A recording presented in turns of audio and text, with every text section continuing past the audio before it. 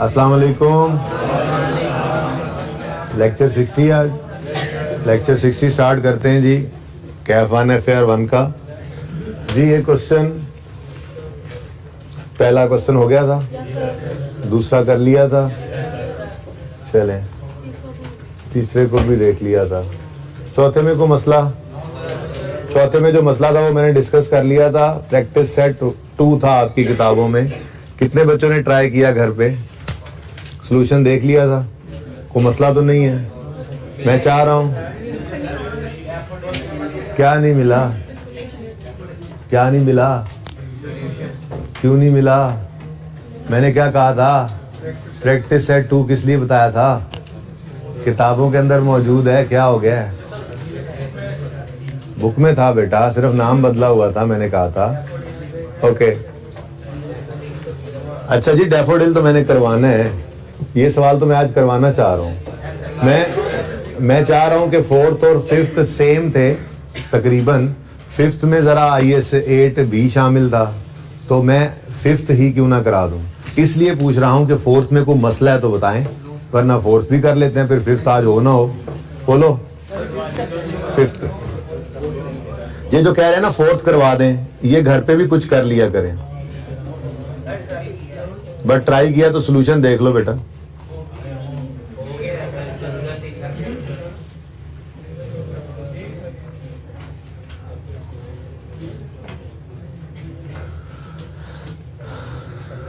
अच्छा जी, रिक्वायरमेंट है prepare DLs। बेटा बातें आप बंद कर दें, बोलने वाले को मैं बाहर निकाल दूंगा, फजूल में बोले जा रहे हैं। Prepare DLs statement of changes in equity for the year ended 31 December 17 along with comparative figures. मतलब 16 और 17 की statement of changes in equity बनानी है। ठीक हो गया? दोनों साल की मांग ली है तो दोनों सालों की बनाएंगे तो सही। लेकिन सवाल को पढ़ते हुए पॉइंट नंबर 3 में बैलेंसेस गिवन थे, ओपनिंग या क्लोजिंग देख लेंगे। और एडिशनल इंफॉर्मेशन के पॉइंट 1 में राइट इशू, बोनस इशू, फिर राइट इशू, फिर बोनस इशू, कुछ इस तरह की बातें थी।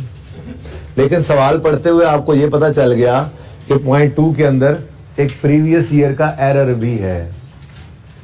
और वो एरर सवाल पढ़ते हुए आपको पता लग गया था कि वो एरर शुरू हुआ है कहीं 2014 से। अब हमने कौन से 2 साल की स्टेटमेंट इन इक्विटी बनानी है? 16 और 17 की। तो 2 साल 16 और 17 के तो आ गए, जो उससे पहले वाला 15 है और 14 है, उसमें भी तो गलती है। अब 16 की गलती तो 16 की चेंज इन इक्विटी में सही कर लेंगे, प्रॉफिट पड़ा होगा। 17 की गलती को 17 में सही कर लेंगे। तो उससे पहले जो है 2 साल 14 और 15 उसको ओपनिंग। तो इसका मतलब IS 8 अप्लाई करते हुए हमें ओपनिंग को 2 दफा लिखना पड़ना था बस।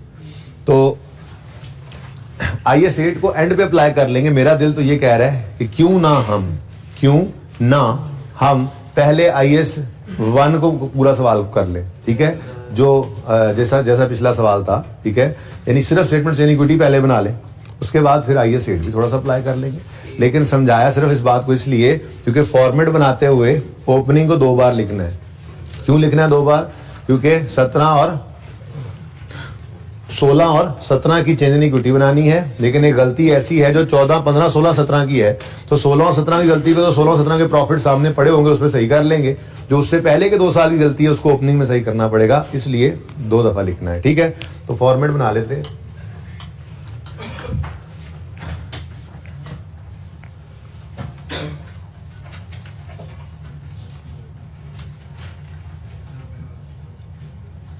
For the purpose of preparation of statement in equity for the year ending 31 December 17, Drum Limited has extracted following information, जिसमें 17 है, 16 है और 15 है। 17 में हम मौजूद हैं और 16 और 15 ऑडिटेड, यानी ये यूजर्स को जा चुके हुए हैं। ठीक है, सवाल अब सारा आपके सामने है, सिवाय इसके कि यहाँ पर नीचे तो रिक्वायरमेंट थी ना, आप लोगों के पास क्वेश्चन पेपर तो मौजूद ही है।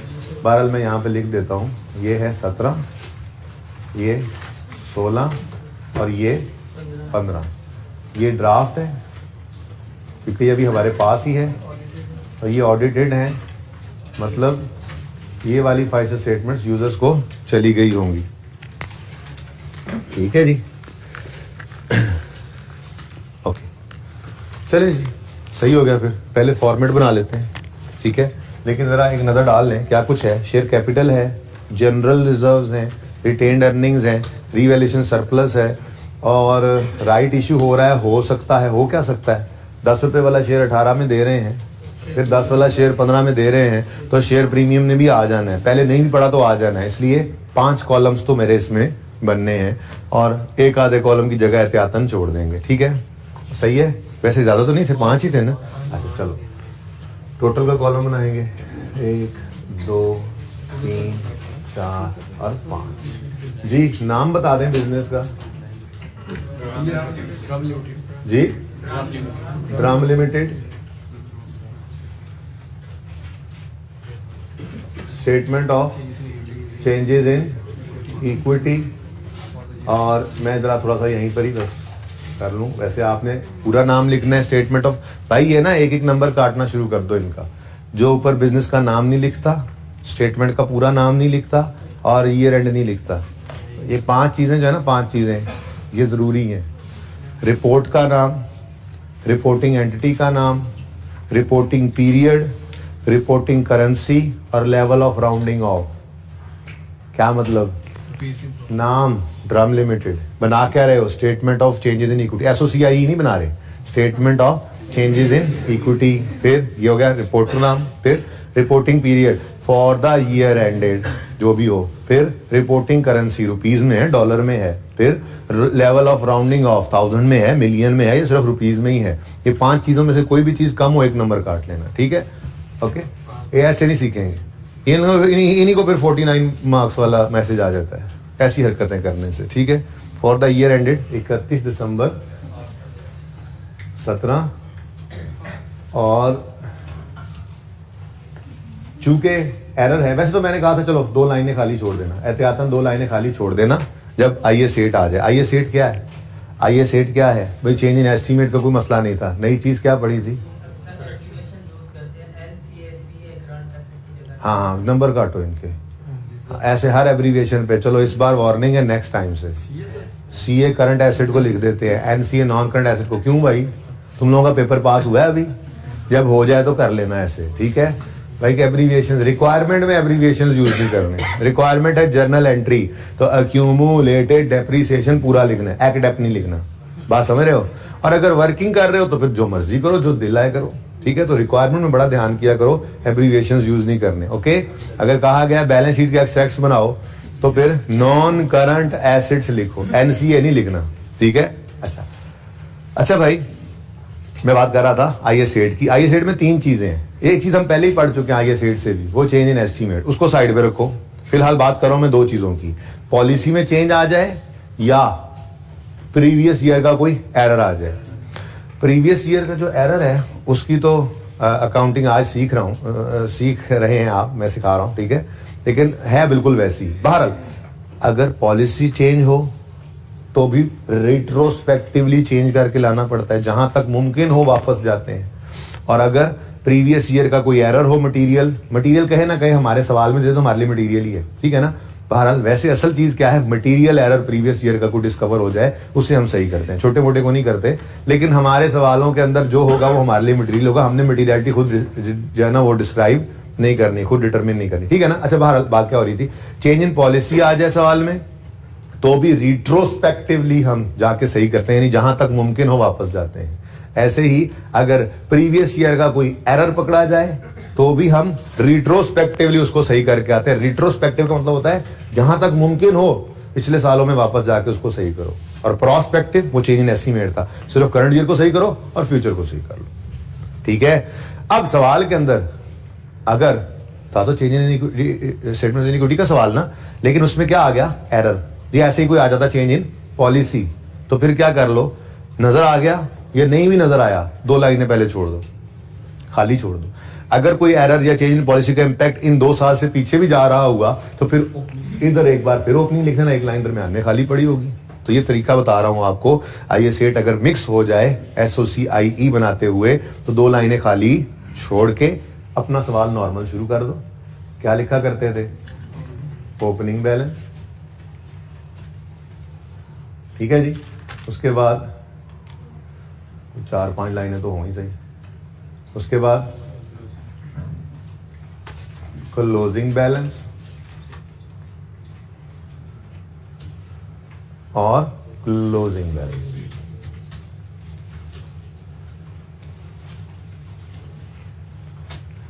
अब अगला काम, जो ऊपर रिक्वायरमेंट के अंदर ईयर एंड लिखा हुआ है उसको इधर लिख लो एज इट इज, 31 दिसंबर 2017।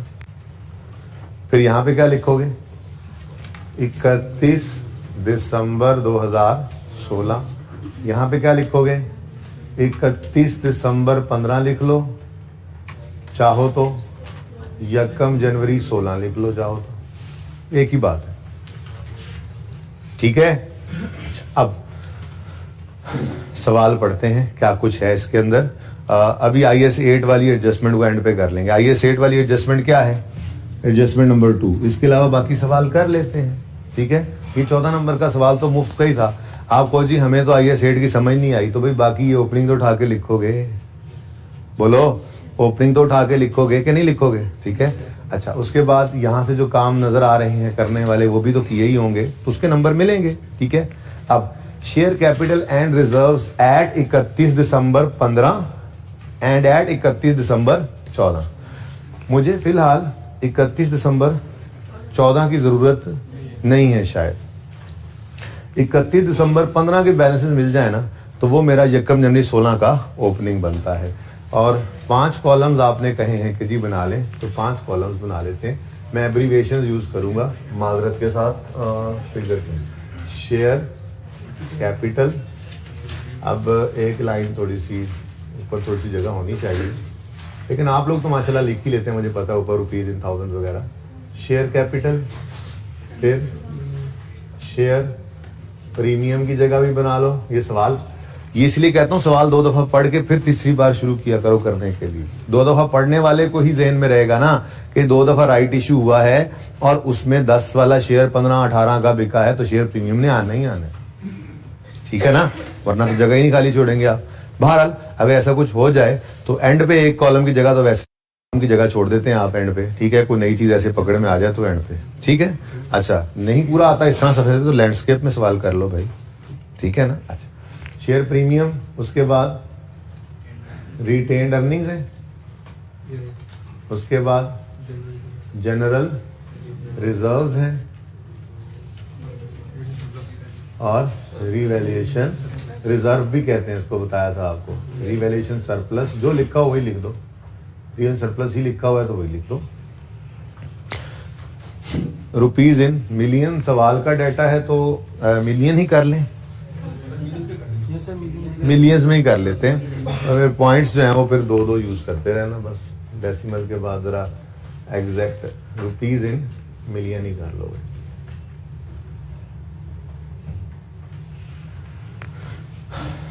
अब देखो मैंने 5 चीजें पूरी कर ली। रिपोर्टिंग एंटिटी का नाम, रिपोर्ट का नाम, रिपोर्टिंग पीरियड, रिपोर्टिंग करेंसी और लेवल ऑफ राउंडिंग ऑफ। तो ये 5 चीजें जरूरी हैं। ठीक है, आइंदा ये 5 चीजें जिसकी नहीं लिखी हुई होंगी उसके नंबर कटते रहेंगे। ठीक है, अच्छा ओके। अब मुझे ओपनिंग बैलेंसेस अवेलेबल हैं, ठीक है, वो भी लिख लेते हैं। शेयर कैपिटल का ओपनिंग देखो ना, इसने क्या बोला, 31 दिसंबर 2015। ठीक है, तो 31 दिसंबर 2015 में जो 1600 है वो हमारा 1 जनवरी 16 का ओपनिंग बन जाएगा 1600। ठीक है, ठीक है, ठीक। उसके बाद नेक्स्ट जनरल रिजर्व्स कितने हैं, 1850, सॉरी 1850। उसके बाद रिटेन्ड अर्निंग्स हैं 1430।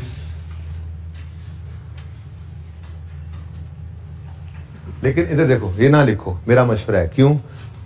क्योंकि प्रीवियस ईयर का एरर है। अच्छा चलो लिख दिया, अगर पर्चे में लिख दिया तो क्या करोगे, इसको यूं काट के दोबारा लिख लेना यार, कोई ऐसा मसला नहीं है, कोई इतनी बड़ी रॉकेट साइंस नहीं है। ठीक है, लेकिन मैं कह रहा हूं चलो मुझे तो ज़हन में है तो इसलिए मैं अभी से तैयारी ऐसे कर लेता हूँ।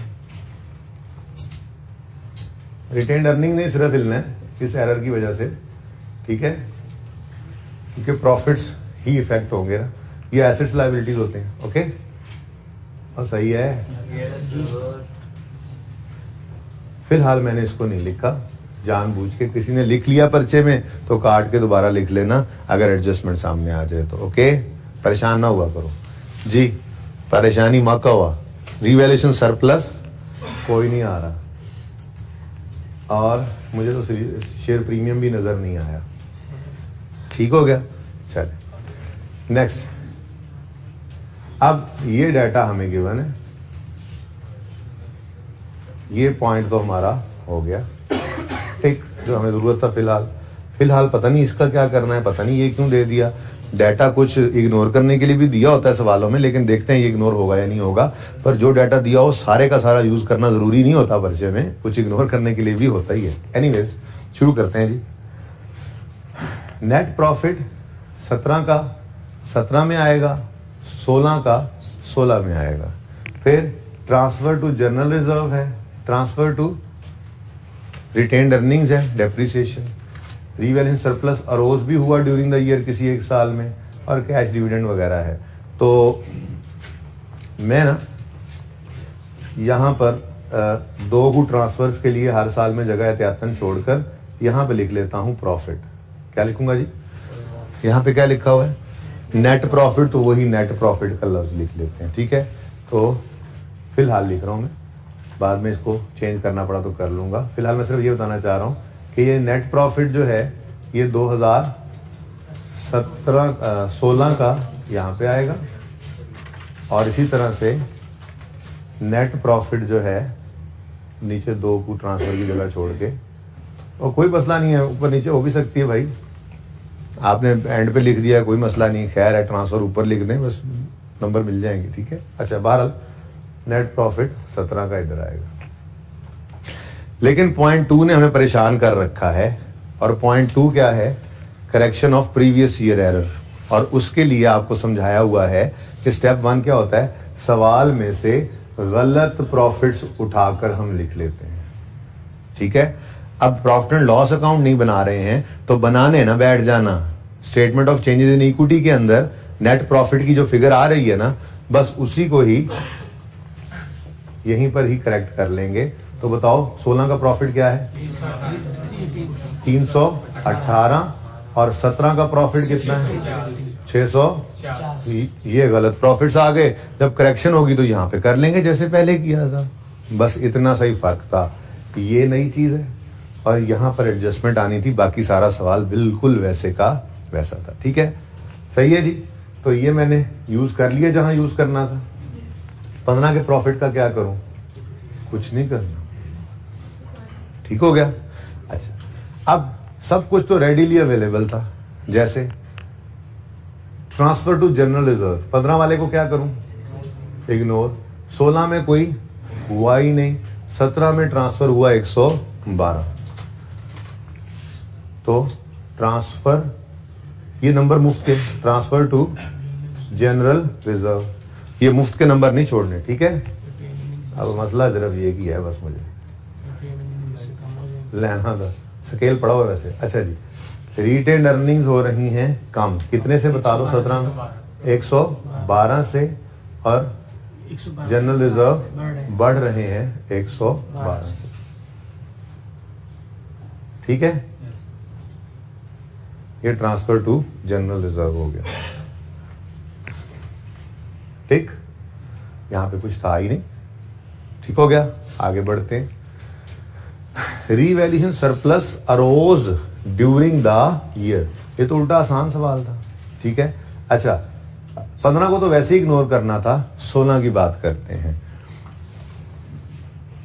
स्टेटमेंट ऑफ, यहां चमक चमक तो नहीं पड़ रही भाई, स्टेटमेंट ऑफ कॉम्प्रिहेंसिव इनकम याद है, जिसमें प्रॉफिट एंड लॉस अकाउंट बनता था, और वो जो सेल से शुरू होता था और चलते चलते नेट प्रॉफिट तक आता था, फिर उसके बाद हम ऐड करते थे अदर, और आ जाता था टोटल कॉम्प्रिहेंसिव इनकम। वो लिखते ही नहीं है हम, जरूरत ही कोई नहीं, ठीक हो गया। अच्छा, अब साल कौन कौन से हैं? 17 और 16, 17, 16, 15 की तो हमें ज़रूरत नहीं है, ठीक है। नेट प्रॉफिट ऑफ 17 650 नज़र आ रहा था हमें। ये सवाल ने जो किया हुआ मैं वो कर, 16 का नेट प्रॉफिट 318, ये सवाल में गिवन है नहीं गिवन? सवाल में गिवन, ठीक हो गया। अच्छा, उसके बाद सवाल ने में क्या बताया? रीवैल्यूएशन सरप्लस 2016 में अरोज हुआ। उससे पहले तो कोई भी नहीं था, देखो रीवैल्यूएशन सरप्लस था ही नहीं 15 में, ठीक है। अब 16 में अरोज हुआ रीवैल्यूएशन सरप्लस, कितना भाई? 150। तो ये वो रीवैल्यूएशन सरप्लस है जो यहां से प्रेजेंट होकर यहां से भागता भागता, जैसे ये 318 का प्रॉफिट भागता भागता इधर रिटेन्ड अर्निंग में आता था ना, लेकिन वो एडजस्टमेंट के लिए हमने वहां पे रोक लिया हुआ है, ठीक है। ऐसे ही ये 150 यहाँ पे प्रेजेंट होता था, याद है, और यहाँ से प्रेजेंट होके रीवैल्यूएशन सरप्लस के कॉलम में आ जाता था। कोई मसला? ये तो सवाल में कुछ करना ही नहीं था, सिर्फ डाटा लिखते जाना था, ठीक है। ठीक हो गया। इधर कुछ रीवैल्यूएशन सरप्लस अरोज नहीं हुआ, अरोज नहीं हुआ, लेकिन ये 150 की ट्रांसफर तो शायद हुई हो। अब ये ट्रांसफर जो है ये यहाँ पे प्रेजेंट नहीं होती थी, आपको याद है, ये statement of changes in equity के अंदर ही आती थी, और वही बात उन्होंने आगे लिख दी। 15 के साल में जो ट्रांसफर हुआ उसको तो इग्नोर करना, 15 की चेंज इन इक्विटी नहीं ना बना रहे हम, ठीक है, वो हो गया होगा ट्रांसफर। 16 के साल में 49 ट्रांसफर हुआ, 16 के साल ट्रांसफर टू, अच्छा जनरल रिजर्व इसमें था ही नहीं, इसमें तो ही ना ट्रांसफर जनरल रिजर्व हुई थी, रिटेन्ड अर्निंग्स में ट्रांसफर हुआ, सॉरी हाँ, कहाँ से? रीवैल्यूएशन सरप्लस से। इधर करके लिखें जी, कितना भाई? 49 ट्रांसफर हुआ रिटेन अर्निंग। अब पता नहीं यार बाकी का सरप्लस क्यों कहाँ गया, यहाँ पे ट्रांसफर क्यों नहीं हुआ, पता नहीं, कहीं कोई क्या? 49 नहीं बेटा, उसने तो नहीं लिखा हुआ कि ट्रांसफर हुआ है कुछ जनरल रिजर्व में। अगले साल ट्रांसफर होता है, सवाल में देखते हैं कोई बात करता है या नहीं करता। मुझे तो यूं लग रहा है जैसे अगले साल कोई लॉस आ गया होगा, अब वो लॉस आया होगा तो सरप्लस सारा खत्म हो गया होगा, पता नहीं अब क्या करना है, परेशानी है मुझे इस बात की, लेकिन देख लेते हैं जी। लॉस तो हो जाता है, लेकिन लॉस का हमारे सवाल में कोई लेना देना नहीं था, हम प्रॉफिट एंड लॉस अकाउंट नहीं बना रहे, ठीक है ना। कहानी कुछ इस तरह से हुई है कि मिसाल के तौर पे आप कहते हैं जी 16, पता नहीं कौन सा, 16 के अंदर 150 रुपये का सरप्लस आ गया था हमें, ठीक है। 150 का जो सरप्लस आया था रीवैल्यूएशन सरप्लस, ये 16 में था, पता नहीं कौन से एसेट में था। फिर 16 के एंड पे ये 49 ट्रांसफर हुआ और कितना बच गया जी? 101, ठीक है। अब 17 में प्रोबेबली क्या हुआ होगा कि 101 का सरप्लस खत्म होकर 0 हो गया होगा और कुछ लॉस प्रॉफिट एंड लॉस में चला गया होगा, इसी वजह से ही तो इस साल ट्रांसफर नहीं नजर आ रही मुझे, ठीक है। 17 के एंड पे डेप्रीसिएशन तो होगी लेकिन ट्रांसफर कुछ नहीं हो रही, ठीक है। तो मुझे ये लग रहा है, बहरहाल देखते हैं, सवाल को बढ़ाते हैं, फिलहाल तो जो चीजें अवेलेबल हैं वो लिखते चले जा रहे हैं। भाई समझ आ रही है? Okay next. ये सारे 15 के कॉलम देने का मकसद शायद सिर्फ और सिर्फ ये था। 7.5 फाइनल डिविडेंड है 15 का, मिला कब? 16 में। उसकी वजह क्या है? अगर हम 16 और 17 की statement of change in equity बना रहे हैं तो हमें फाइनल ऑफ 15 चाहिए और इंटरिम ऑफ 16 चाहिए अपने सवाल के लिए, फिर फाइनल ऑफ 16 और इंटरिम ऑफ 17 चाहिए। तो 1, 2, 3 और 4। तो ये हमारा पहला डिविडेंड आएगा। क्यों? फाइन कैश है, कैश बाद में देखते हैं। फाइनल ऑफ 15 है तो 16 में आना है। चलो फिर अब आगे बढ़ी गई है बात, तो पढ़ लेते हैं आगे। ये तो फिर एंट्री करनी है, अभी कराते हैं। 25% राइट इशू हुआ यकम मई को, ठीक है। बोनस हुआ यकम अप्रैल 17 अगले साल। ईयर एंड क्या है? 31 दिसंबर नहीं है?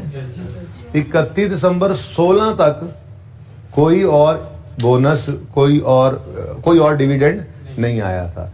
ये डिविडेंड यकम अप्रैल 17 को आ रहा है, तो प्रोबेबली ये 31 दिसंबर 16 वाले साल का ही होगा, ठीक है। फाइनल है, हाँ, फाइनल डिविडेंड फॉर 16, सुभान अल्लाह। नंबर 3। अब 1 2 3 4 ये भी बताते हैं हमें कि 1 और 2 हमेशा इधर ऊपर वाले पोर्शन में आते हैं, ठीक है। तो मैं जरा पोर्शन अलग कर लूं ताकि बातें फिर सुकून से होती है जी। 1 और 2 इधर, 3 और 4 इधर, ठीक है, सही है ना। तो ये तो नंबर 3 है। आगे फिर राइट इशू हुआ यकम जुलाई को, इस डिविडेंड के बाद हुआ, ठीक है। और फिर एक और बोनस इशू हुआ यकम सितंबर 17 पे एज इंटरिम डिविडेंड। तो इंटरिम 17 में इंटरिम है तो 17 का ही होगा, तो नंबर 4 इसके साथ लग गया, ठीक है। इसका मतलब पहले साल में सिर्फ एक डिविडेंड है, सही है, और दूसरे साल में 2 डिविडेंड है। करें शुरू फिर कहानी, चले। ये 7.5 फाइनल डिविडेंड ऑफ 16 है, और कौन सा है? कैश नहीं, 15, सॉरी। फाइनल डिविडेंड ऑफ 15 है इन 16, और है कौन सा? कैश है। कौन सा? कैश। कितने % है जी? हमें वही नजर आ रहा है, ये यहां तक नजर आ रहा है नहीं ना? तो यार फिर सवाल में मैं एक चीज, मैं ये थोड़ी दिखा रहा हूँ कैश लिखा हुआ है, यहां तक पूरी बात दिखानी होती है, ठीक है। ओके, तो 7.5% लेटेस्ट शेयर कैपिटल बैलेंस पे लगाएंगे। लेटेस्ट शेयर कैपिटल बैलेंस कितना है? 1600। तो 1600 का 7.5% आंसर 120। कैश डिविडेंड है तो कैश डिविडेंड की एंट्री भूल गई मुझे। डिविडेंड डेबिट, डिविडेंड पेएबल आपको याद है माशाल्लाह, लेकिन डिविडेंड कहाँ डेबिट करूं? रिटेन्ड अर्निंग्स में, ठीक है। तो कितना? 120 से डिविडेंड डेबिट रिटेन्ड अर्निंग्स में, और डिविडेंड पेएबल बैलेंस शीट में लायबिलिटीज में क्रेडिट। ठीक हो गया? सही है, आगे बढ़े। नेक्स्ट, अच्छा अब ऐसा है, ये जो राइट इश्यूज है ना, राइट इश्यूज, इनको भी अब ध्यान से देख के चलना पड़ेगा, क्योंकि देखो जब ये बोनस इशू होना है 1 अप्रैल 17 को, तो फिर ये वाले शेयर्स तो शामिल होंगे ही ना, और सही है। तो चलो अब राइट इशू की बात कर लेते हैं। एक राइट इशू हुआ है 1 मई 16 को, इधर आएगा, ठीक है। और दूसरा राइट इशू हुआ है 1 जुलाई 17 को, ठीक हो गया।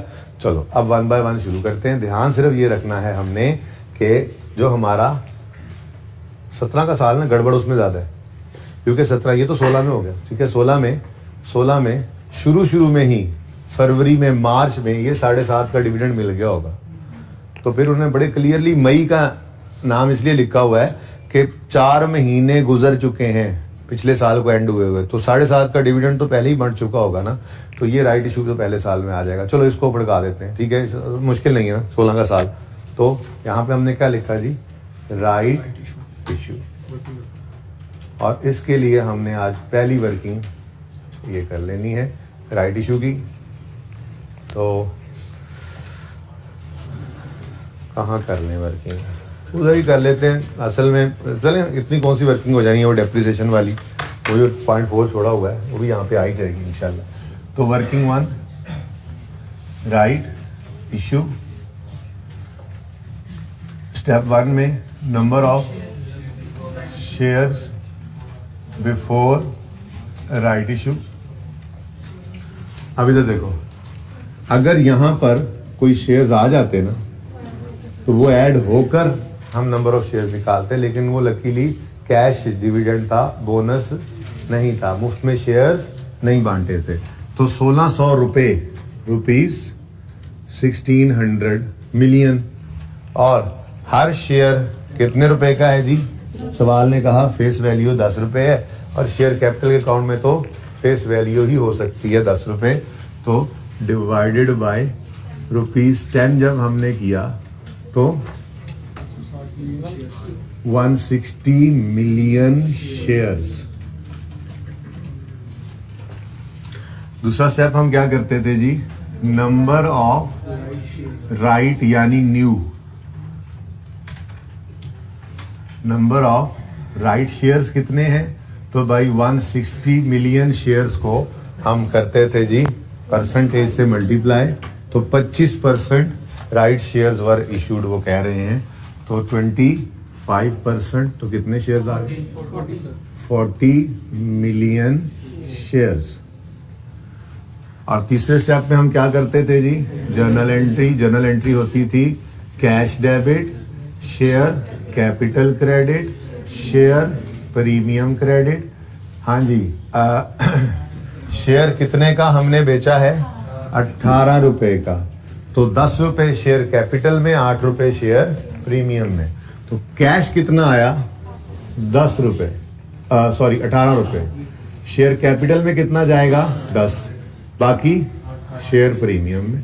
नंबर ऑफ शेयर्स हम निकाल चुके, 40 40 40, कैश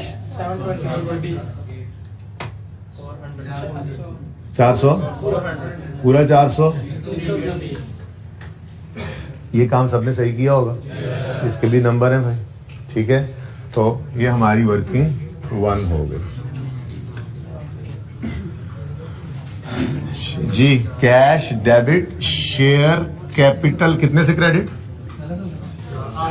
400 से, और शेयर प्रीमियम 320 से। ठीक हो गया, चलें आगे।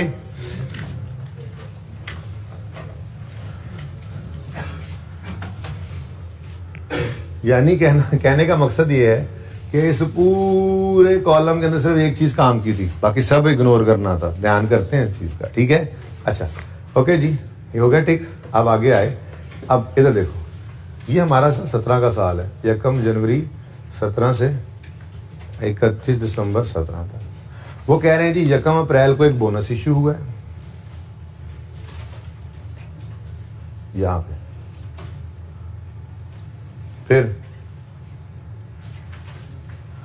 उसके बाद अगली लाइन में कह रहे हैं 1 जुलाई को एक राइट इशू हुआ है, और फिर 1 सितंबर को, बड़ी तरतीब से उन्होंने डेट लिख लिख के बताई होती है सवाल में। ये तो डेट्स ना भी लिखे तो हम उसके लिए भी तैयार हैं। मैंने जो आपको तैयारी कराई थी ना, वो बिना डेट वाले सवाल की कराई थी कि फाइनल ऑफ 16 होगा ना, तो वो पहले 2-3 महीनों में आ जाएगा नजर। डेट्स अगर ना दी हो तो डेट दे दी हुई है। इंटरिम ऑफ 17 होगा ना, तो वो जुलाई अगस्त में 2 महीने में आ जाएगा। मैंने तैयारी आपको करवाई हुई थी डेट के बगैर वाले सवाल की, इसमें तो डेट्स बता दी, तो सुकून ही सुकून है जी। फिर बोनस है, सर्फ एक्सेल नहीं है, दोनों बोनस है। लेकिन ये फाइनल ऑफ 16 था और ये इंटरिम ऑफ 17 था, ठीक है जी। लेकिन दरमियान में राइट इशू भी है, इसलिए फाइनल ऑफ 16 की एंट्री करके फिर राइट इशू की एंट्री करना, फिर इंटरिम ऑफ 17 की एंट्री करना, ये 17 वाले साल के अंदर है, ठीक है। तो ये तरतीब हमारी कुछ बन रही है। फाइनल डिविडेंड ऑफ 16, उसके बाद राइट इशू वर्किंग 2 कर लेंगे इसके लिए, उसके बाद इंटरिम डिविडेंड ऑफ 17 हैं, दोनों ही बोनस, ठीक है। तो करें शुरू। जे पान ਤੁਹਾਡੀ ਮੁੱਛਾਂ ਵਾਟਾ आ गया तो करिए शुरू। अच्छा, अब bonus issue of 10% was made। Balance चाहिए। मैं तो कहता हूं कोई जरूरत नहीं है बाकी सवाल को खत्म करने की, ठीक है। सिर्फ ये तो कर सकते हैं 16 जमा 4 और तो कुछ भी नहीं हुआ था। ये 2000 रुपए का शेयर कैपिटल मौजूद है, ठीक है। बस इस शेयर कैपिटल के ऊपर ही आपने रेट लगा देना है 10%। जी 200 की एंट्री बोलो। Retained earnings debit. आप कहोगे जी शेयर प्रीमियम से कर लें, मैं कहूंगा रहने दो यार, कोई बात नहीं। जब आईकेएफ ने कहा ही है कि दोनों तरफ से नंबर एक जैसे हैं तो फिर एक ही चीज ध्यान में रखते हैं ना। अनलेस के सवाल खुद कह देता, सवाल ने खुद नहीं कहा तो चिल करो, अपनी पुरानी एंट्री करो। तो रिटेन्ड अर्निंग्स डेबिट, वैसे ये अच्छी कॉर्पोरेट प्रैक्टिस है, लेकिन मैंने आपको समझा दिया है। अगर वो पर्चे के लिए सिंपल रखने जरा बात को, ठीक है। फिलहाल इसका नहीं पता मुझे, तो वो निकल आएगा बाद में। जी तो ये कहना चाह रहा हूँ कि भाई आपको एक, देखो मैं भूल गया कि एरर हुआ है। हालांकि वैसे मैं आईएएस 8 में सवाल खुद करवाता ना पहले, टेस्ट से पहले, तो पहले पता क्या करता, पहले मैं कहता चलो यार ये गलती होगी, पहले इसको सही करते हैं। वो गलती सही करने के असरात प्रॉफिट में डाल के वो पहले लिखता, फिर बाकी सवाल करता। लेकिन मैंने आपको इस तरह सवाल क्यों करवाया, मैं ये कहना चाह रहा हूं आपको कि आपको नहीं आईएएस 8 वाली बात की समझ आई, तो देखो तो सही यार कितने को नंबर फिर भी मिल गए, ठीक है ना। तो सवाल को छोड़ना कभी नहीं है, फाइट तो देनी ही देनी है उस सवाल को, ठीक है, और नंबर मिलेंगे उसमें से इंशाल्लाह, ठीक है। अच्छा तो 2000 का 10%, 200 entry, retained earnings debit, share capital credit, retained earnings dividend debit और शेयर कैपिटल क्रेडिट। तो डिविडेंड को डेबिट किया रिटेन्ड अर्निंग्स। अब राइट इश्यू के ऊपर पहुंचे, तो राइट इश्यू में उन्होंने कहा यार टेंशन नहीं लेनी इस दफा, तुमने जरा एडजस्टमेंट पढ़ लो। हाँ जी, टेंशन नहीं लेनी आपने जो राइट इशू की वर्किंग में इतने पलाल को करने की जरूरत नहीं है। आप पहले number of shares before right issue निकालो, निकले पड़े खैर, और डिवाइड करना है 10 से, फिर आप नंबर ऑफ राइट शेयर्स निकालो। छोड़ो क्या टेंशन लेते हो, इधर देखो 50 मिलियन शेयर्स हमने इशू किए हैं, बस कितने के किए हैं, 15 रुपए पर शेयर किए हैं। तो सीधे ही हम डायरेक्ट स्टेप 3 पे आए। इधर देखो, क्योंकि मुझे क्या चाहिए होता है, जितने पर इशू किया शेयर और जितने नंबर ऑफ शेयर इशू किए, ये दोनों चीजें ही मौजूद है मेरे पास। कैसे, कितने का एक शेयर बेचा, 15 का, इसमें से 10 रुपए शेयर कैपिटल में, 5 रुपए शेयर प्रीमियम में। उसके बाद अगला स्टेप होता था नंबर ऑफ शेयर्स, वो पता है जी 50 मिलियन, 50 मिलियन और 50 जी बोलो 750, 500 और 250। ये वर्किंग दोबारा क्यों आ गई है, वर्किंग 2 है ये। अगर सर इतनी को टेंशन तो ले लें, आपने कहा बिल्कुल टेंशन नहीं लेनी, तो आपने वर्किंग 1 को फिर वर्किंग 2 को वर्किंग 1 लिख दिया, नहीं थोड़ी सी टेंशन तो लें। अच्छा जी, entry cash debit, share capital credit कितने से, 500 से, शेयर प्रीमियम 250 से क्रेडिट। डन जी बेटा, वो आपको समझाने के लिए किया बेटा, वो रिक्वायरमेंट नहीं है, रिक्वायरमेंट ये डायरेक्ट करो, डायरेक्ट करो। मैं तो सिखा रहा हूँ ना, तो मेरे जैसे भी बैठे होते हैं क्लास में, वो सबके लिए सिखा रहा हूँ, ठीक है। अच्छा चलें जी आगे। अब आ रही है बात बोनस की, सर्फ एक्सेल नहीं, बोनस। बोनस ये देखना शेयर कैपिटल कितना है। अच्छा पहले देखो परसेंटेज है, हाँ 15% है, 15% बोनस इशू हुआ है, लेकिन शेयर कैपिटल में बड़ी गड़बड़ हो चुकी है। 2000 भी पड़ा है, 200 भी पड़ा है, 500 भी पड़ा है, तो इन सब के ऊपर लगाओ 15%, ठीक है जी। 405 जी 405 बोनस शेयर है। एंट्री बोलो, रिटेन्ड अर्निंग्स डेबिट और शेयर कैपिटल क्रेडिट।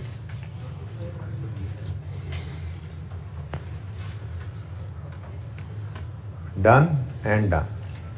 अब बस रह क्या गया, फिर 0.2 ही रह गया अब हमारा। क्या ख्याल है,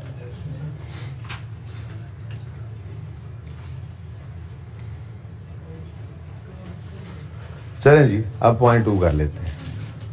0.2 जरा पढ़ें, आप पढ़ के ना मुझे रेक्टिफाइंग एंट्री कर दें 14, 15 और 16 की, क्योंकि ये करेक्शन ऑफ एरर मैं आपको पढ़ा चुका हूं। जल्दी करें, उसी तरह से 4 साल की टाइमलाइन बनाएं और 4 साल की एंट्रीज हो, उनके साथ एक छोटी सी वर्किंग भी हो। जल्दी करें शाबाश, सब बच्चे करें।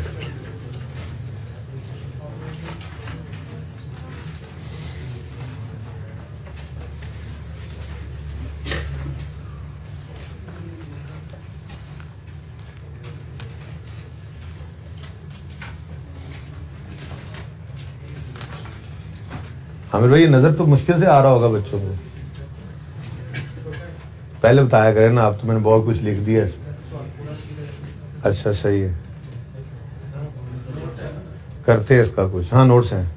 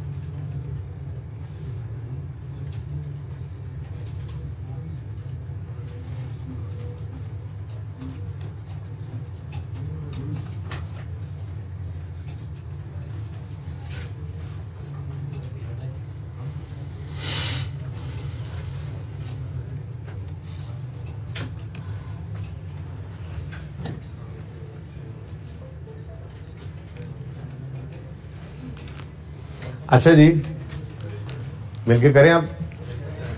After preparing draft financial statements, यानी ये बनाने के बाद ये पता चला है, ठीक है ना, और ये ना भी कहे ना, तो आइए सेठ के टॉपिक में हमेशा यही अज्यूम करेंगे कि जो गलती बता रहा है ना, वो गलती इस साल के अंदर भी हुई है। अव्वल तो वैसे बता दिया करेगा। देखे ना, जब फाइनेंशियल स्टेटमेंट्स ड्राफ्ट ही सही बन चुकी हैं, तो जो गड़बड़ पहले नहीं पता थी, गलती पहले नहीं पता थी, वो फिर होती चली गई, वो एंड तक हुई पड़ी है। बात समझ रहे ना? तो पहली बात तो उसने ये बता दिया कि आफ्टर प्रिपेयरिंग ड्राफ्ट, ये पता लगा है, मतलब ये वाली गलती इस साल भी हो गई है। मैं तो ये कह रहा हूँ ये बात ना भी लिखे IAS 8 के टॉपिक के अंदर, आपने हमेशा यही अज्यूम करना है कि जो गड़बड़ उसने बताई हुई है वो इस साल की भी फाइनेंशियल स्टेटमेंट्स के अंदर वो कर चुका है, हम उस साल को भी सही करेंगे। Is it clear? अच्छा, तो बहरहाल इस साल में जी फाइनेंशियल स्टेटमेंट बनाने के बाद पता लगा कि डेप्रिसिएशन है एक प्लांट की जो 700 का था, 25% रिड्यूसिंग बैलेंस से उसको डेप्रिसिएट करना था। उसकी मैन्युफैक्चरिंग 1 जुलाई को स्टार्ट हुई, यानी कि कमर्शियल प्रोडक्शन उसने 1 जुलाई को स्टार्ट की, तो उसकी डेप्रिसिएशन भी उसी दिन से स्टार्ट हुई है। हालांकि प्लांट 1 फरवरी 14 से अवेलेबल फॉर यूज था, तो मतलब उन्होंने 6 महीने डेप्रिसिएट किया, करना था 11 महीने, तो गलती तो हो गई ना। अब मसला ये है कि मेथड रिड्यूसिंग बैलेंस है, तो ये गलती फिर एक साल पे नहीं रुकी, ये 14, 15, 16, 17 तीनों चारों सालों के अंदर ये गलती डेप्रिसिएशन की होती चली जाएगी। ठीक है, तो चलो पहले वर्किंग कर लेते हैं। वर्किंग 3 हमारी होगी, यहाँ पे ना पहले मैं वो कर लेता हूँ, वर्किंग 3 में 4 साल बना लेता हूँ, तो उसकी एंट्री 4 साल अगर यहाँ बन जाए, चलो गुजारा हो जाएगा। एंट्री करनी है ना, छोटी छोटी एंट्रीज कर लेंगे। ओके,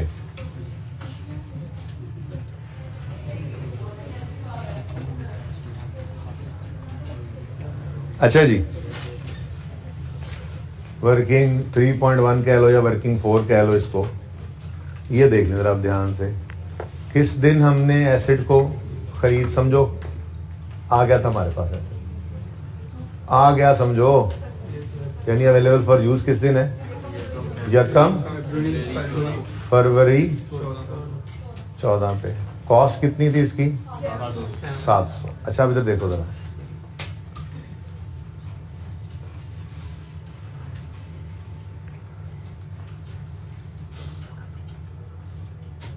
अब पहले ओरिजिनल कर लेते हैं, फिर रॉन्ग निकाल लेंगे। ठीक है, हम पहले ओरिजिनल वर्किंग कर लेते हैं कि हमने क्या करना चाहिए था हमें। ठीक है ना, तो ये मैं ओरिजिनल की बात कर रहा हूँ, ये ओरिजिनल यानी करेक्ट। ठीक है, चलो शुरू हो जाओ फिर। 31 दिसंबर ईयर एंड है, तो 31 दिसंबर 14 पर डेप्रिसिएशन 700, 25%, 11/12 कितना?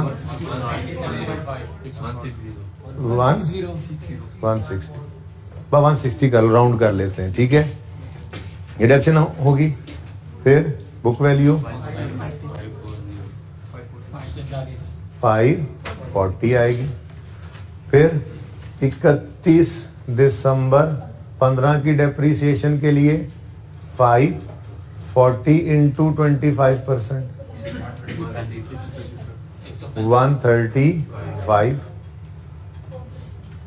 बकाया 405 बच गया। फिर 31 दिसंबर 16 की डेप्रिसिएशन में 405 को पकड़ लेंगे, कितना? 101, बुक वैल्यू 304। फिर जनाबे वाला 31 दिसंबर 17 पर 304 को पकड़ लेंगे, 76, 228। ठीक है जी, ये क्या है जी? Correct original. ये होना चाहिए था, जरा देख लें, समझ में आती है बात? ये क्यों होना चाहिए था? क्योंकि अवेलेबल फॉर यूज 1 फरवरी को जब हमारा ये प्लांट हो गया था तो डेप्रिसिएशन भी 1 फरवरी 14 से शुरू करनी थी, कर दी हमने।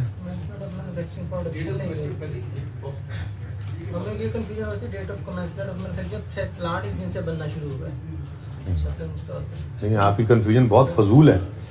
देखें, वो कह रहा है it was discovered that plant costing charge option at 25% reducing balance from date of commencement of manufacturing। Manufacturing plant की नहीं होती कभी भी, इंस्टॉलेशन प्लांट की होती है। समझ आई है ना? मैन्युफैक्चरिंग प्लांट करता है। और भाई ये बात तो कई बार इंट्रो से चलती हुई आ रही है कि 3 डेट्स पॉसिबल है। और भाई साहब इधर बात सुनो, क्या जरूरी बात है तुम्हारी उसके साथ जी? इधर देखो, 3 डेट्स पॉसिबल ही आती हैं सवाल के अंदर। एसेट आया, एसेट रेडी टू यूज हुआ और एसेट एक्चुअली यूज हुआ। ना एसेट के आने पर डेप्शन स्टार्ट होती है, ना एसेट के एक्चुअली यूज होने पर होती है, बल्कि अवेलेबल फॉर यूज जिस दिन हो जाए उस दिन से डेप्शन स्टार्ट करनी होती है। ठीक है, तो चवल आप मार के थे, गलत ना करो अकाउंटिंग के कॉन्सेप्ट्स में। ठीक है भाई, ये होना चाहिए था।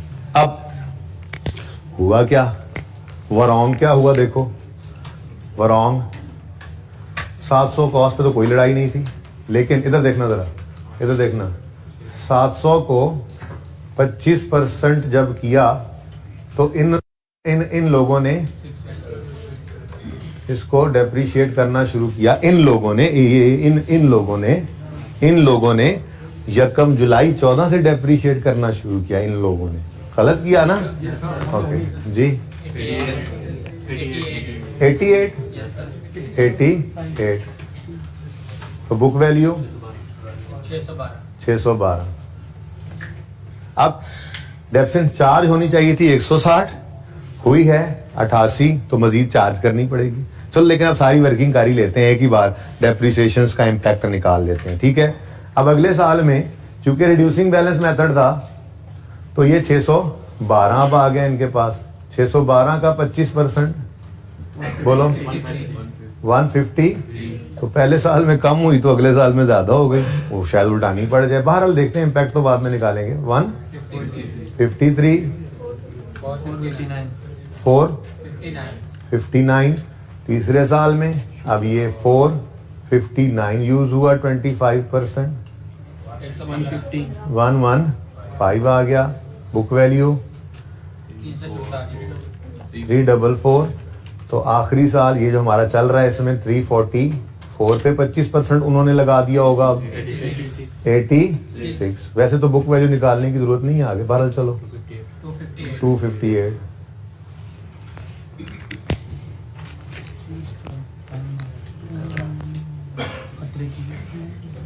डेप्रीसिएशन इम्पैक्ट, हाँ भाई ये देखो, ओरिजिनल से रॉन्ग पे लाना है, यानी ये होना था, ये हो गया, ऐसा ही है ना। अब 160 डेप्शन होनी चाहिए थी, 88 हुई, डेप्शन कम हुई, कितना कम हुई, कितना 72 से डेप्रीसिएशन को बढ़ाओ, बस ऐसे ही बढ़ा लो ना, वर्किंग है हमारी, वहां एंट्री कर लेंगे। 72 से डेप्शन को बढ़ाओ, हाँ भी बढ़ाओ। डेप्शन बढ़ाने की एंट्री क्या होती है? डेप्रीसिएशन एक्सपेंस डेबिट 2014, 15, 16, 17, तो डेप्रीसिएशन एक्सपेंस डेबिट एक्यूमुलेटेड डेप्शन की बजाय मैंने कहा था प्लांट को ही क्रेडिट कर दो। ठीक है, कितने से? 72 से depreciation expense debit plant credit, done, बढ़ा लिया हमने डेप्शन को। ठीक है, आगे बढ़ो। माना ऐसा सवाल नहीं था, लेकिन इस जैसा चेंजिंग पॉलिसी भी तो इस जैसा ही था, तो थोड़ा सा दिमाग ही लगाना था। बहरहाल ये मैंने IAS 8 में सवाल कराना था, मैं कहा चलो टेस्ट के बाद करा दूंगा। ठीक है, अब देख लो ना कितना कुछ, सिर्फ 2 फिगर्स अभी रहती हैं बस जो निकलनी है, बाकी तो सब कुछ हमने सवाल में कर लिया, नंबर तो सारे ले चुके हैं IAS 1 से। ओके, तो मिक्सचर तो ऐसा ही होता है बस। चले, हाँ मैंने कहा था आपको कल, शायद ज्यादती में तब करता जब मैं करेक्शन ऑफ एरर का नोट मांग लेता, नहीं मांगा भाई, वो मैंने बनवाना है अभी आपसे। ठीक है जी, आगे बढ़े। 135 की डेप्शन होनी चाहिए थी, दूसरे साल में 153 हो गई। 18 से ज्यादा है तो रिवर्स करो, कम करो। अब डेप्शन चार्ज करने की एंट्री होती है एक्सपेंस डेबिट एक्यूमुलेशन क्रेडिट, और रिवर्स करने की एंट्री होगी एक्यूमुलेटेड डेप्शन या प्लांट डेबिट और डेप्रीसिएशन एक्सपेंस क्रेडिट। कितने से? 18 से। ठीक हो गया जी, आगे बढ़ो। 101 की डेप्शन होनी चाहिए थी, 115 की हो गई।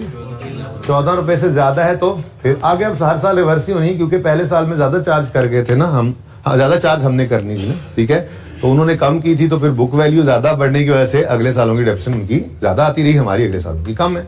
बहरहाल फिर 14 से रिवर्सल है, तो प्लांट डेबिट और डेप्रीसिएशन एक्सपेंस क्रेडिट 14 से, अभी 17वां का साल भी रहता है, और 76 चार्ज होनी चाहिए थी, 86 होनी चाहिए थी, 86 चार्ज हो गई, तो 10 से ज्यादा है तो रिवर्स करो। समझ आ गई सबको? तो plan debit reversal depreciation expense को कम कर लो 10 रुपए। ठीक है जी।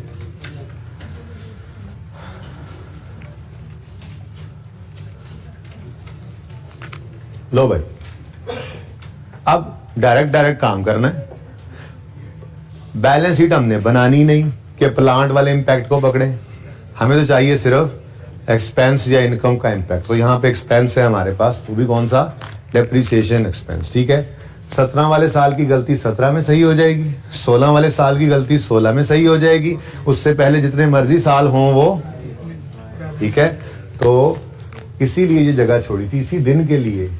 तो यहां पर हमने ओपनिंग को दोबारा लिखा, ओपनिंग बैलेंस 31 दिसंबर 15 लिखा हुआ है आपने, तो फिर वही लिख लो, या कम 16 लिखा तो फिर वही लिख लो, फर्क कोई नहीं।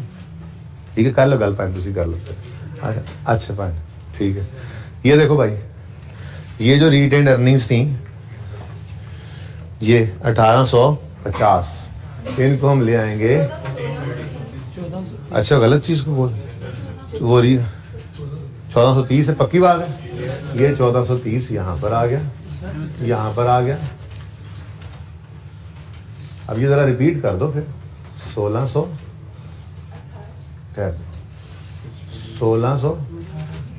0 1850 0, सिर्फ इसमें चेंज आनी क्योंकि प्रॉफिट हिट हो रहे हैं। ओके, चलो अब शुरू करते हैं काम को, कार्रवाई शुरू करते हैं जी। ठीक है, एडजस्टमेंट ब्लू से हम पास करते हैं। ठीक है, करें शुरू।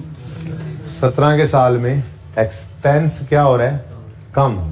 एक्सपेंस का कम होना प्रॉफिट को बढ़ाएगा। कौन से साल के प्रॉफिट को? अब प्रॉफिट एंड लॉस बनाते हो सिर्फ उसी साल को देखते हैं जिस साल में खड़े होते हैं। ठीक है ना, यही समझाया था ना, बैलेंस शीट तो नहीं बना रहे। अब बात समझ रहे हो? तो कोई मसला है यार? क्या मोबाइल नीचे पड़ा है तुम्हारा? किधर है मोबाइल तुम्हारा?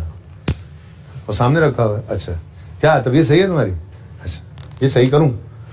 अच्छा सुनो, एक्सपेंस 10 रुपए से कम हुआ, 17 के साल का एक्सपेंस कम हुआ तो 17 के साल में प्रॉफिट 10 से बढ़ जाएगा। तो 10 रुपए से 17 का प्रॉफिट बढ़ा लो। 17 के साल की गलती सही 16 के साल में आए, 16 के साल की गलती 16 के साल में सही करो। और एक्सपेंस क्या हो रहा है? कम हो रहा है 14 रुपए से। एक्सपेंस का कम होना प्रॉफिट को बढ़ाएगा। 16 का प्रॉफिट कहाँ पड़ा है? कहाँ पड़ा है? ये पड़ा है, तो जमा 14। ठीक हो गया। उसके बाद आए हम आगे। ठीक है, प्रायर ईयर एडजस्टमेंट जो है उसके अंदर 2 साल आ रहे हैं तो ब्रैकेट में वर्किंग कर लेते हैं। ठीक है, रिलैक्स हो गए। एक्सपेंस 72 से बढ़ गया। एक्सपेंस का बढ़ना प्रॉफिट को, प्रॉफिट का कम होना माइनस के साथ 72 ही है ना। अगले साल आए, ओ एक्सपेंस तो कम हो रहा है, अगले साल में एक्सपेंस का कम होना प्रॉफिट को बढ़ाएगा। अब वो अगला साल भी उधर ही है। ठीक है, तो प्रॉफिट का बढ़ना पॉजिटिव 18। अब नेट में क्या आ रहा है? माइनस। नेट में माइनस है तो 54 माइनस यहां पे लिख दो, और यहां पे हम लिख देंगे प्रायर ईयर एडजस्टमेंट।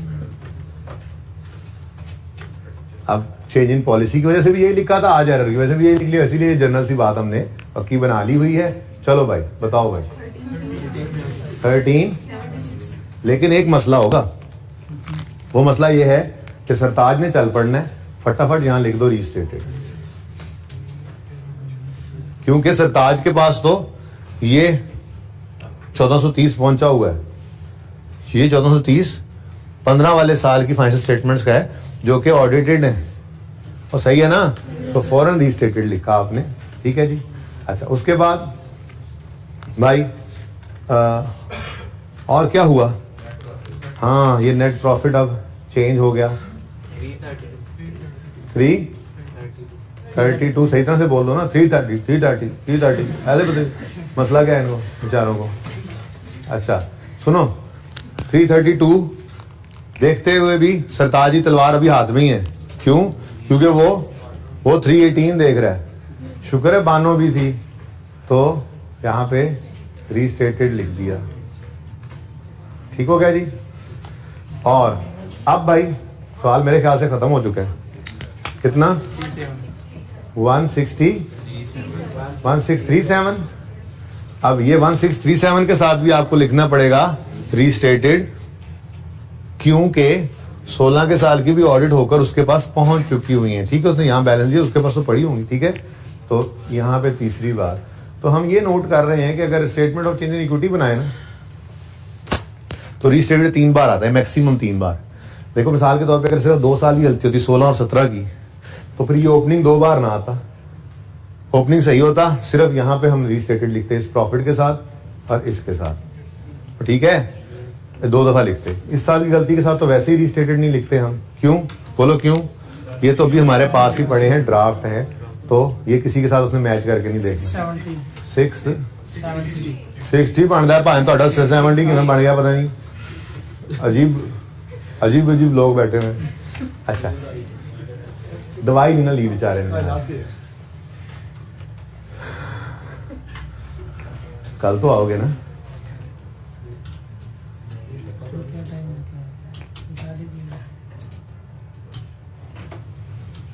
वैसे नहीं, तुम्हें हमें छोड़ के नहीं जा सकते। अच्छा, फिर पहले साल में कोई ट्रांसफर नहीं आई थी तो ये 1850 ही आ गया, और ये पहले साल में 101 है। तो अल्लाह ने फौरन मुझसे बदला लिया, मतलब अल्लाह ने फौरन मुझे सबक सिखाया। इस पे ऐसा था ना यार, कीड़ा किधर गया, ये की में 660 है, फौरन मैंने यहाँ पे 111 लिख के गलती की। तो आगे बढ़े। अच्छा जी, उसके बाद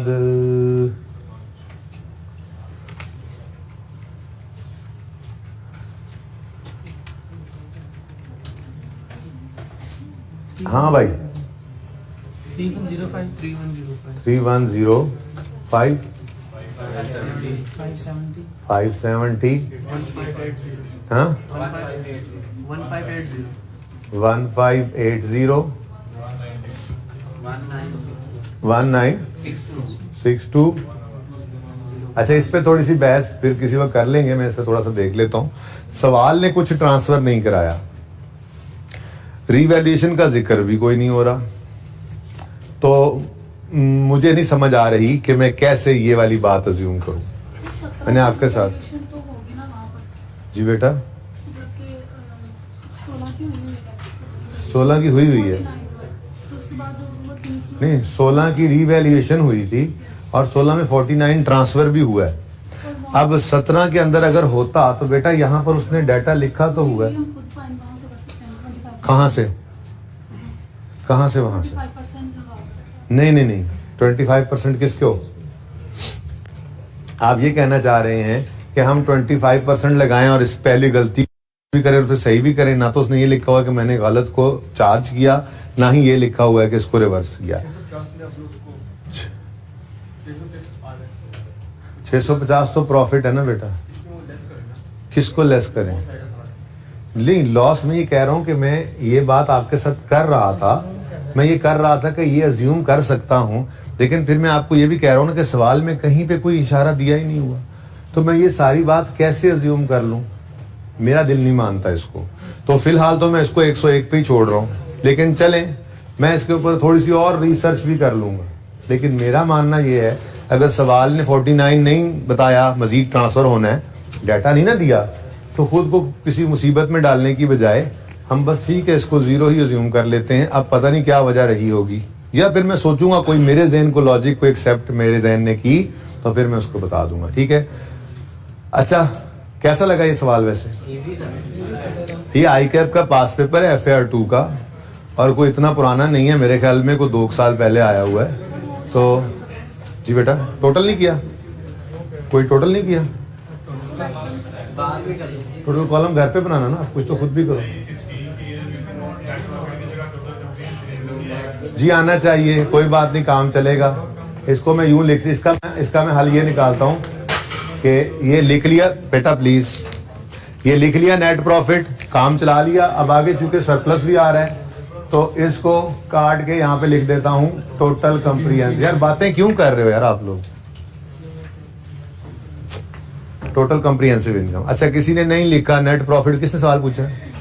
नेट प्रॉफिट ही लिखा हुआ है ना, तो बहरहाल कोई नहीं, एड्डी गलती भी कोई नहीं, काम चल जाएगा। लेकिन ये तरीका है बाद में, क्योंकि नेट प्रॉफिट मेरा लिखना उस आज जरूरी था इस वजह से कि मैं प्रॉफिट की एडजस्टमेंट सिखा रहा था ना, कि ये प्रॉफिट यहाँ पे सही करना है।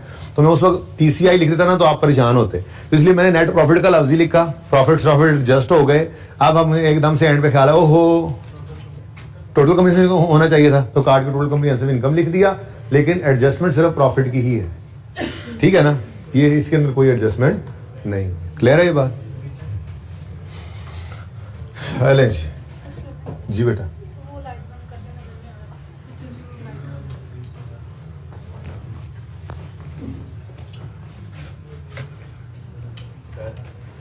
हम एज्यूम करते हैं कि जो चीज हमें नहीं पता वो सही हुई है।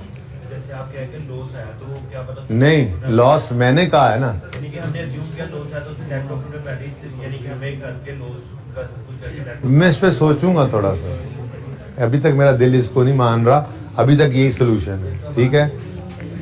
हाँ भाई, इधर कोने वालों में से किसी ने तस्वीर खिंचवानी है तो जल्दी बताएं, 10 रुपए लगेंगे। ऑनलाइन वाले को बताइए, ऑनलाइन 5 में कहा, 5 में बचे क्या? Online online online light of कर देते हैं ऑन, बच्चों को तो सीधो खेल लेते, फाइजिकल वालों को तो खेल आए थका दिए सवाल, मिटा दे यार। सिर्फ ये बोर्ड साफ कर दो और सवाल तक साफ करना, ठीक है ना, आगे कुछ भी साफ नहीं करना। अभी कुछ बच्चे फोटोग्राफी कर रहे हैं। अच्छा बच्चों, भाई आज का सवाल आपको इंशाल्लाह हैंडआउट में मिल जाएगा।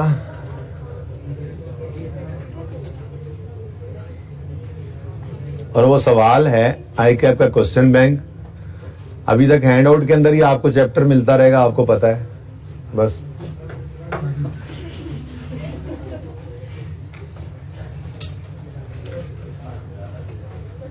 ये मोहानी मैन्युफैक्चरिंग आपके सामने है।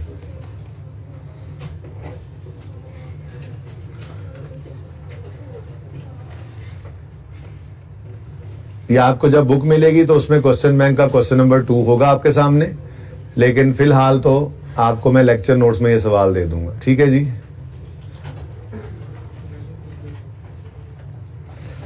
आज भी मैंने करेक्शन ऑफ एरर का नोट नहीं बनवाना, बल्कि इसमें करेक्शन ऑफ एरर हाँ है। अच्छा, इसमें ना आज दोनों चीजें ही हैं, खैर से थोड़ा सा सवाल का लेवल बढ़ाओ, ठीक है। ये इंशाल्लाह अभी हैंडआउट शाम तक आपको मिल जाएगा, ठीक है। जल्दी कोशिश करूंगा। भाई आवाज आ रही है आमिर भाई? मुझे ना मेरे हाथ नीचे आ गया था ये माइक, आ रही है आवाज सही? आपने कान में हैंड फ्री तो लगाई नहीं? नहीं नहीं, वैसे तो नहीं नहीं नहीं नहीं, आप बताएं आवाज आ रही है? ओके जी। अच्छा, ये सवाल देखें, रिक्वायरमेंट देखें पहले, रिक्वायरमेंट देखें पहले। Produce an extract showing movement in retained earnings as would appear in the statement of changes in equity for the year ended 31 December 15। हाँ जी, सिर्फ स्टेटमेंट इन इक्विटी का रिटेन्ड अर्निंग्स का कॉलम मांगा हुआ है बस, ठीक है। अच्छा, सवाल पढ़ते हैं। Mohani manufacturing limited is engaged in manufacturing of spare parts for motor car assemblers. The audited financial statements for the year ended 31 December 14 disclosed that profit and retained earnings were 21 million and 89 million respectively. The draft financial statements for the year show a profit of 15 million. However, following adjustments are required to be made. एक तो statement form में जब data दिया होगा ना, तो हम उसको बना लिया करेंगे अपने प्रैक्टिस सेट 1 जैसा, सवाल के फेस पे बना लिया करेंगे। आपको समझ आने लग जाए बाद में तो अलग बात है, लेकिन फिलहाल बना लेते हैं उसको। इस स्टेटमेंट फॉर्म में गिवन है, देखो 15 के साल वापस चलो, प्रैक्टिस क्वेश्चन 1 के तो ज़हन में लेके आओ। 2003 के साल में हम खड़े थे और 2003 और 2002 की इनकम स्टेटमेंट गिवन थी और 2003, 2002, 2001 की बैलेंस शीट गिवन थी, ठीक है। तो वो बना लेता हूं मैं, जरा अभी सवाल बना रहा हूं, ठीक है। तो जरा सवाल को बेहतर करने के लिए थोड़ा, भाई वो लाइट अब ऑन कर देना फिर, ठीक है, वहां से कर दो। ओके, सवाल को जरा बेहतर कर रहा हूं। यहाँ कोई चमक चुमक तो नहीं पड़ रही है, जगह बदल रहा है भाई तू, ना बाकी बदल लिया, थोड़ी एडजस्टमेंट किया करो अपनी जगह पे, जो मेरे आस पास जगह भी खाली है जी। ऑनलाइन वालों को नहीं ना पड़ रही चमक, वो मैंने कैमरा वाले भाई से पूछ लिया है, इसलिए आप लोग अपना काम सही करें, उनको मैं उनका बंदोबस्त, क्योंकि वो यहाँ पे है नहीं, बंदोबस्त कर लेता होता हूँ मैं। अच्छा जी, अब ये देखें भाई कुछ भी नहीं कर रहा, कुछ भी नहीं कर रहा, मैं ये कह रहा हूँ कि सिर्फ ये डाटा जो स्टेटमेंट फॉर्म में गिवन है ना, इसको जरा प्रैक्टिस क्वेश्चन 1 की तरह से बना लें, ठीक है। प्रॉफिट एंड लॉस अकाउंट हमें दिया गया था, एक्सट्रैक्ट, ठीक है, और कौन कौन से 2 साल थे? 2002, नहीं वो 2 साल थे, अब यहाँ पता नहीं कौन से, ये तो पता ही नहीं है, देख लेते हैं, ठीक है। उसके बाद बैलेंस शीट के एक्सट्रैक्ट्स थे, और वो बैलेंस शीट के एक्सट्रैक्ट्स थे जिसमें डाटा हमें 3 साल का गिवन था, कुछ ऐसा था। अब अपने सवाल को देखते हैं, हम किस साल में खड़े हैं? 31 दिसंबर 15 हमारा साल है, ठीक है। तो ये 2015 और 2014 वैसा डाटा बना रहा हूँ बस, ऐसे ही। अभी तो मैं टाइम वेस्ट कर रहा हूँ अभी, क्योंकि ये सवाल भी आपको मैंने होमवर्क में देना है, लेकिन सारा कुछ डिस्कस करके फिर कल आके पहले आधे घंटे में ये सवाल करेंगे, यानी कि हम हर सवाल को ना इंशाल्लाह कोशिश करेंगे 2 दिन में किया करें।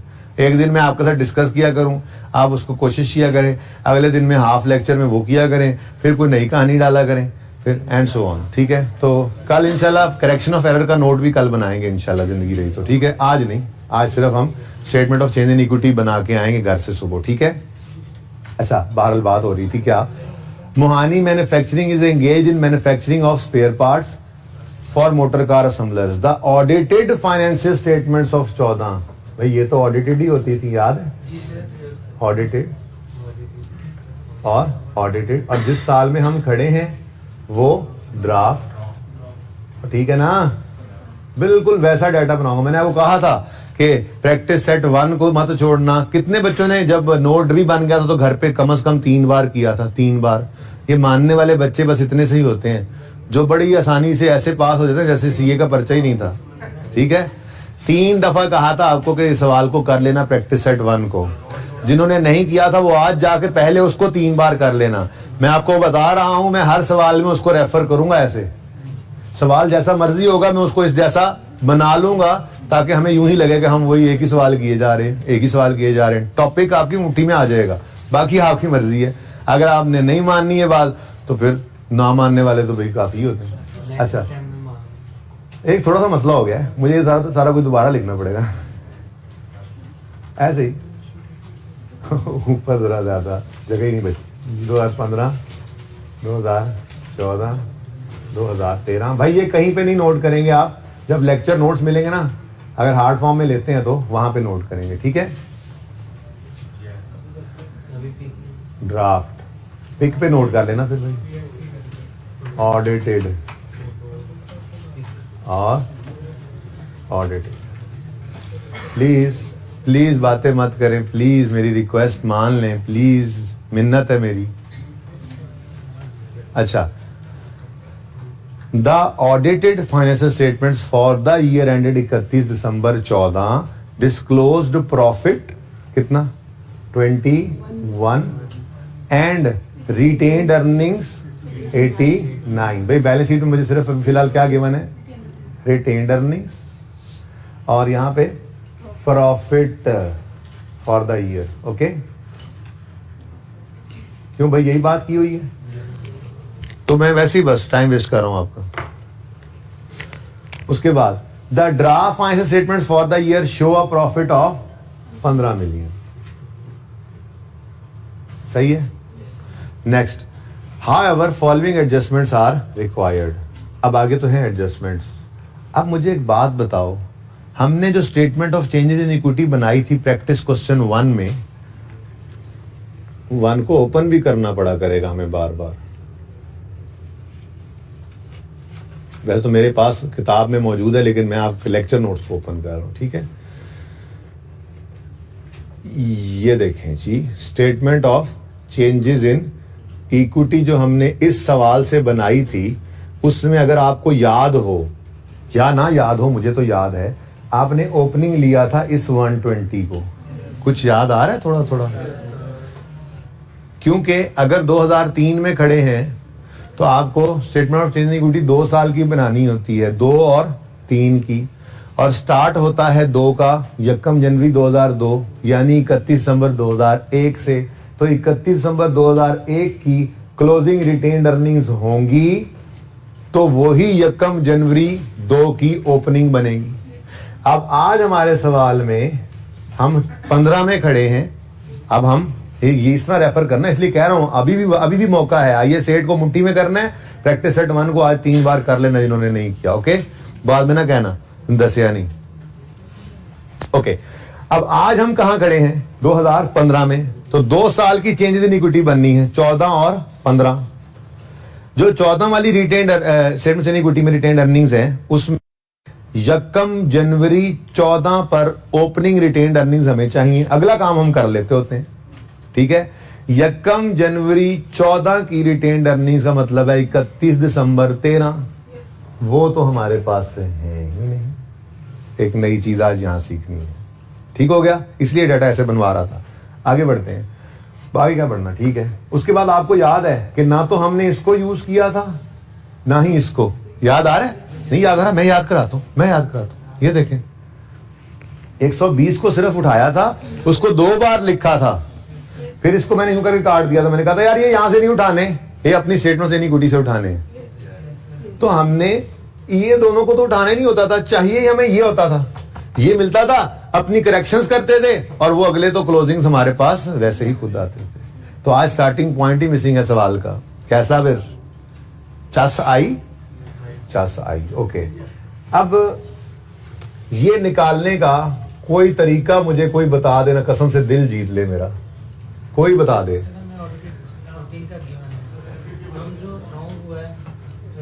रहन दे कोई और कोशिश करे। और यार ये मैंने पढ़ाया अभी हैं, 4 भी कह दो, नहीं पढ़ाया ना भाई। बस सवाल इतना ही है, मुझे बताओ इसका बैलेंस कैसे। हाँ, इसी से ही होगा, इससे बाहर नहीं जाना अभी। बोलो, कोई भी तो बता दो, कोई तो दिल जीत लो मेरा। ये कैसे निकालें? एसेट इक्विटी कहाँ है? एसेट इक्विटी, एसेट कहाँ है एसेट? क्यों? अच्छा आप इधर देखो, अब सुनो मेरी बात। रिटेन्ड अर्निंग्स का लेजर बनाना आता है आपको कि नहीं आता?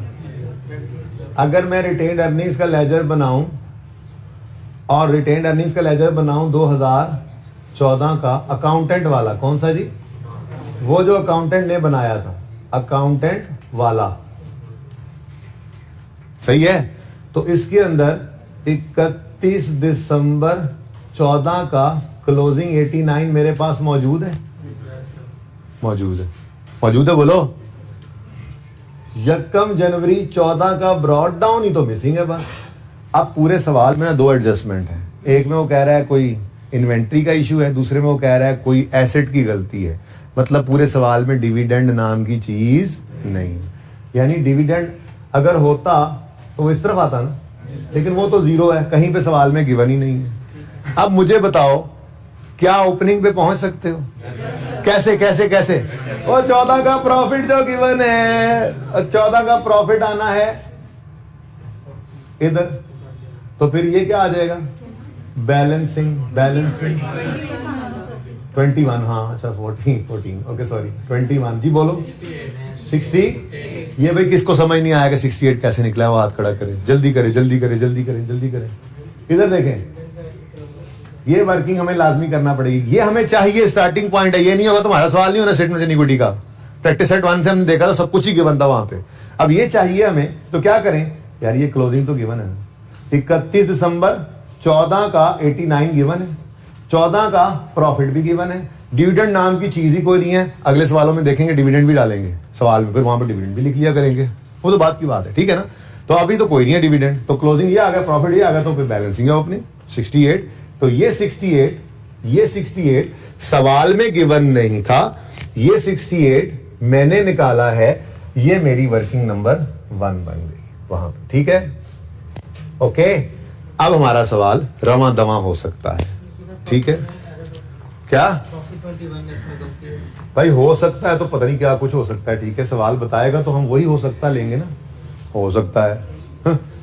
Statement of changes in equity बनेगी अब हमारी, सिर्फ रिटेन्ड अर्निंग्स का कॉलम चाहिए, ओपनिंग और क्लोजिंग और क्लोजिंग, बल्कि इतनी ज्यादा एडजस्टमेंट भी नहीं, दो ही है, वही प्रॉफिट में ही है बनेगी चेंज इन इक्विटी। अब ये घर पे बनानी है ना आपने तो, ठीक है, अभी इंशाल्लाह मैं कोशिश करता हूँ अगली क्लास के एंड तक, यानी आपकी जब क्लासेस ओवर हो तब तक आपको हैंड आउट पहुंच जाए, इंशाल्लाह पहुंच जाएगा, ठीक है। For the year ended 31 December 15, ये सवाल ने लिखा हुआ है, फॉर द ईयर 31 दिसंबर 15, तो यहाँ पे क्या लिखोगे 31 दिसंबर 15, यहाँ पे 31 दिसंबर 14, और यहाँ पे 1 जनवरी 14, और ये फिगर मुझे चाहिए कितनी निकाली, 60, ये चाहिए थी मुझे फिगर, जो नहीं मिल रही थी, ढूंढ निकाली हमने, ठीक है। अब उसके बाद क्या है, उसके बाद कुछ भी नहीं है, इधर देखो 14 का प्रॉफिट इधर आएगा, प्रॉफिट ऑफ 14 और प्रॉफिट ऑफ 15, सवाल के अंदर गिवन है गलत वाले प्रॉफिट्स, यस, इधर पढ़ने की जरूरत ही नहीं है, देखो कितना सिंपल कर लिया हमने, 21 और 15, 21 और 15, ठीक हो गया। अब इन गलतियों में से जो गलतियां 15 में होंगी वो यहां से ही कर देंगे, जो 14 में होंगी वो यहां से ही कर देंगे, और जो इससे पहले वाली होंगी वो प्रायर ईयर एडजस्टमेंट की यहां पे कर देंगे, ठीक है, और सही हो गया। अब ये तो हो गया फॉर्मेट, बल्कि सवाल ही हो गया तकरीबन, सवाल में साइंस यही थी, ये ओके। अब उसके बाद वो मेहनत जो IAS 1 शुरू करने से पहले करेक्शन ऑफ एरर में मैंने की थी, वो अब यहाँ पे अपना लेक्चर नोट्स, अपने लेक्चर्स में वो लेक्चर जरूर ओपन करना जिसमें पहले दिन करेक्शन शुरू कराई थी और स्टॉक की डिस्कशन हुई थी और 3 रूल्स लिखवाए थे। रूल 1 लिखवाया था कि क्लोजिंग स्टॉक और प्रॉफिट का रिलेशन, घर जाके ढूंढना, मैंने लिखवाया था घर जाके ढूंढना, आप भी क्लास में हो बेटा, आप भी, ठीक है जी। क्लोजिंग स्टॉक और प्रॉफिट का रिलेशन क्या है, डायरेक्ट, क्लोजिंग स्टॉक बढ़ेगा तो प्रॉफिट, क्लोजिंग स्टॉक कम होगा तो प्रॉफिट, और दूसरी बात मैंने लिखवाई थी कि closing stock of 1 year becomes opening stock of other, ठीक है। तो जो क्लोजिंग स्टॉक का इंपैक्ट है ओपनिंग का उसके ऑपोजिट होता है, ठीक है। अब management of company has decided to change the method of valuation from FIFO to EFCO. Now this is a change in accounting policy, गड़बड़, ओह 13 से चलना है, ओह एंट्रीज नहीं करनी। मैंने आपको एक मशवरा भी दिया था, वहां पे एक मशवरा दिया था, आपको याद होगा, क्लोजिंग स्टॉक का जब भी इंपैक्ट आए आपने एंट्री नहीं करनी, प्लस माइनस से काम चलाना है, याद है। तो इधर देखो, वर्किंग नंबर 1 हमारी जो होगी उसमें हम इंपैक्ट ऑन प्रॉफिट निकालेंगे एडजस्टमेंट 1 का। हमारे पास साल है, ये मैं कल सारा सवाल मैंने करवाना है, ठीक है, ये सारा सवाल कल मैंने करवाना है, बिल्कुल ऐसे ही शुरू से आखिर तक। लेकिन मेरी ये चाहत है कि आप लोग पूरी कोशिश करके, हो सकता है पहले ही कर रहे हैं, ठीक है। अब इधर देखो, 31 दिसंबर 13 का स्टॉक जाना क्या है, FIFO से EFCO पर, ठीक है। तो 37 से 35.5 पर गए तो कितने से, 1.5 से क्लोजिंग स्टॉक कम हो गया, क्लोजिंग स्टॉक, ठहर जाना, closing stock of 13, closing stock of 13 कितने से कम हुआ, तो क्लोजिंग स्टॉक के कम होने से प्रॉफिट भी कम हो गया। आगे बढ़ो, अभी ओपनिंग मत सोचो, हाँ भाई 1.5 से बढ़ गया, बढ़ा नहीं बढ़ा, क्लोजिंग स्टॉक 14 का,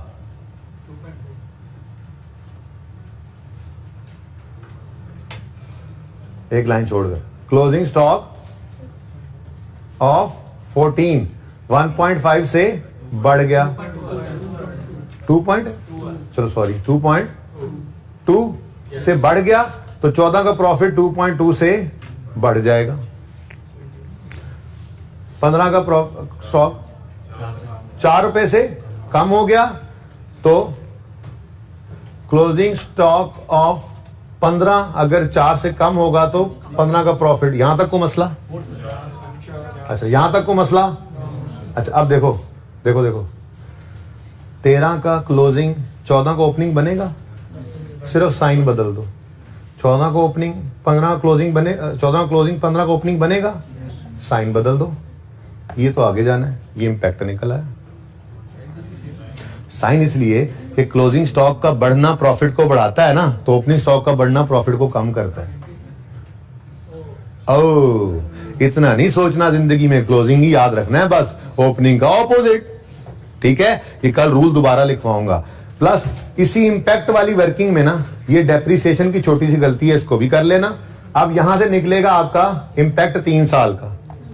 15 वाले इंपैक्ट को 15 में सही करोगे, 16 में प्रॉफिट नेट में बढ़ा या कम हुआ 16 में सही करोगे, और ये 14 में, और ये 13 वाला ओपनिंग में। इंशाल्लाह आप बना लोगे ये चेंज इन इक्विटी, मुझे अल्लाह की दाद से उम्मीद है।